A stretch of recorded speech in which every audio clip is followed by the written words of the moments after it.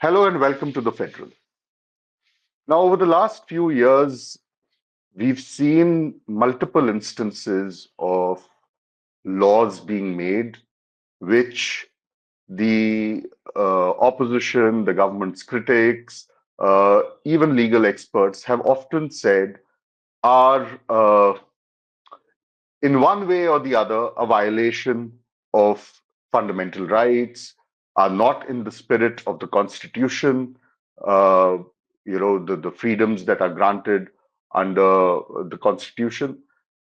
And there is also simultaneously the other fear that has gripped a large section of the population, which is if you dissent against the government, if you are ideologically opposed to the government, you do not agree with the ideology, the political views, even the policies of the government of the day, the central government, you could face a crackdown. This has been a fear that we've seen uh, and heard of largely in case of Indian nationals, activists, political dissenters, attacking, critiquing the government uh, on various issues. Yesterday in the Lok Sabha, the government introduced a law, a bill uh, called the Immigration and Foreigners Bill.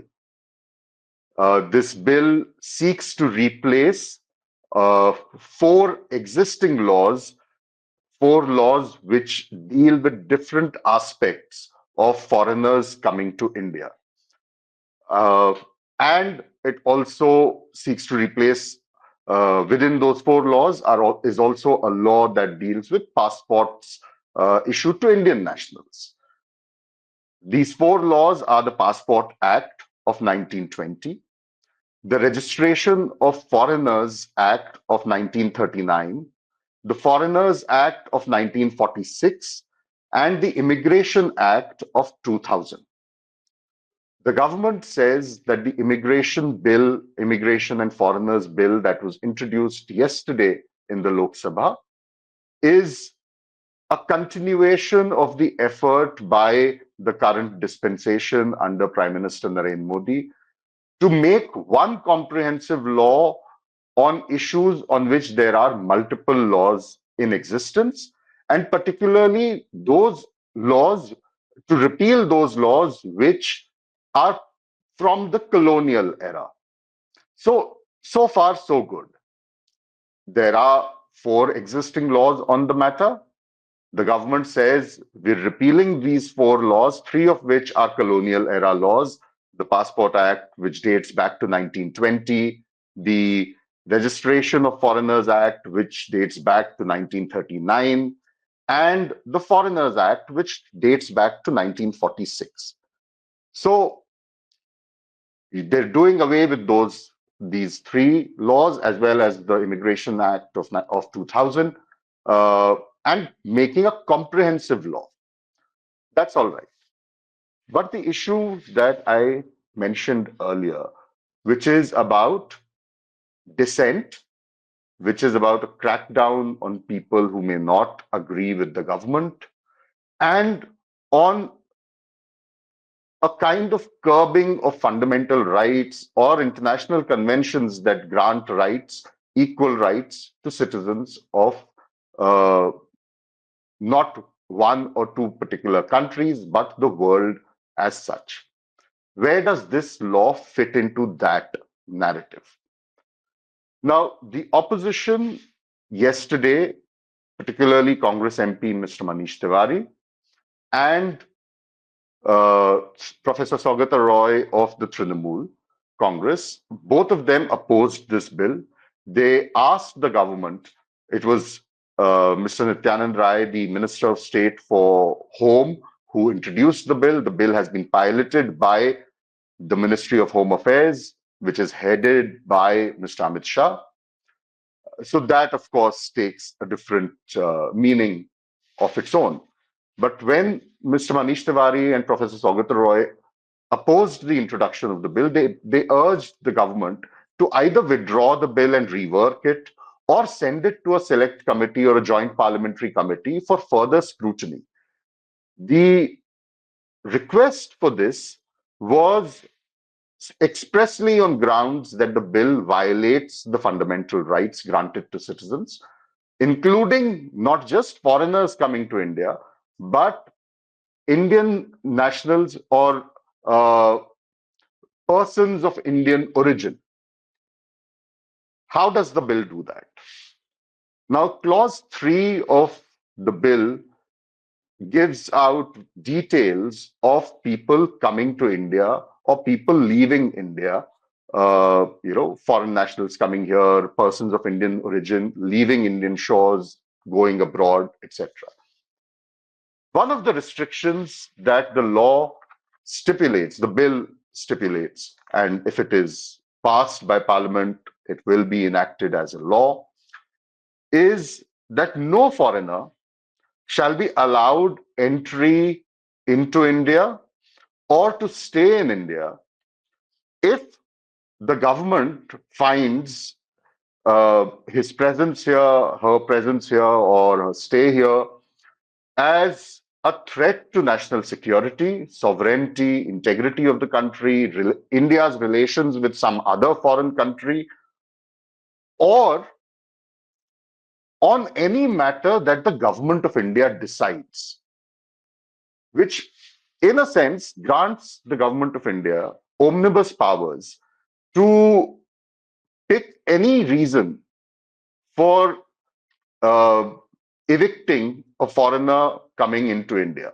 So you're a political thinker, you're a professor, you're a civil rights activist, you're coming to India uh, maybe to attend a conference, to give a lecture somewhere. Your views do not align with those of the government. You criticize the government. That in itself, as per the provision of this bill, is enough to have you thrown out of the country, to be sent back to your country, to put it mildly. But there is another proviso here, because for those who might think that, okay, this is something that only deals with foreign nationals, why should Indian nationals be worried? And anyway, the government of India is tasked with saving the integrity and sovereignty and the protecting the security of the country. So why should an Indian national bother with something to do with immigration and foreigners? But there is another clause, another proviso in clause 3, which also applies to persons of Indian origin, where the government may have the power to hold you back in India, prevent you from leaving India on any ground, not just if you're wanted in a case, you're under investigation, which may be, of course, a valid reason to stop you from leaving Indian shores.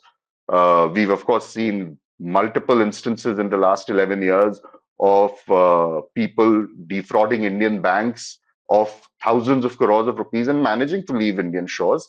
Some of them trying to get the citizenship of other countries now. But here it says that the government has the powers to define any criteria, in a, to put it loosely, any criteria on which they can ask even a person of Indian origin, they can prevent him from leaving Indian shores. So that in itself appears to be a violation of the Constitution, a violation of fundamental rights. It's one of the principal objections that the opposition has to the bill. There's another interesting clause in this bill, which comes in chapter 3 of the bill, which deals with foreigners who are staying in India. This clause, through if it is enacted, the government will have the power to compel even a hospital, a nursing home, any institute of providing medical care, if there's a foreign national and perhaps even an attendant with a foreign national who's there, all details about that treatment will have to be provided to the government of India. Now, that's something, leave aside the issue of the constitutional freedoms under the fundamental rights and rights and freedoms that are granted to citizens and people. Uh, Even basic medical ethics. If you go to a doctor for treatment, what you tell the doctor is in strictest confidence. A doctor cannot go and speak about your illness, no matter how mild or how serious it is, to a third party. It's considered a violation of medical ethics. So uh, the government here says, okay, you're a foreign national, you're getting treatment in India. The government needs to know what you're being treated for, what the hospital is giving you. All those details can be sought by the government. Even more, and now, of course, let's not forget, India also happens to be a signatory to the International Convention on Civil and Political Rights, which expressly says that every citizen of any country that is a signatory to that convention uh, has the right to get medical care. Uh, will this bill prevent or place restrictions on that medical care? One will have to wait and see. But even more strange here in this bill is a clause which is clause 14 under chapter 3, which says if an establishment, it can be a hotel, a hospital, a business, enterprise, a co-working space, uh, a hostel, even an office space where foreigners frequently visit. The government of India can tell the owner of that establishment to either shut down the establishment completely or for any defined period of time. Uh, so you have a favorite cafe, perhaps somewhere uh, you know which is frequented by foreigners also. The government can come and tell you this cafe shuts down because there are foreigners coming here. Uh, on what grounds to shut it down is again for the government to decide. How prudent does this law sound? That's the moot question here. And whether the government will agree to the opposition's demand of either withdrawing it or sending it for further scrutiny, reworking the bill to bring it in and align it with the constitution, with international conventions. One will have to wait and see. But at a time when internationally, domestically, uh, a lot of criticism is being hurled at this government, at the country, for curbing on dissent, for placing restrictions on freedoms, on liberty. Is this really a law that sends the right message, or is it a law, is it a bill that further, kind of adds to the impression of India curbing freedoms, not just of its own nationals, but also of foreigners visiting this country? And is it something that brings any kind of pride to the country? Is a question that the government might want to ask itself, and which people may want to ask the government. We'll have to wait and see whether the bill gets passed in its current form, but we'll keep bringing you such updates, not just on the daily political matters, controversies, etc., but also on laws which affect everybody.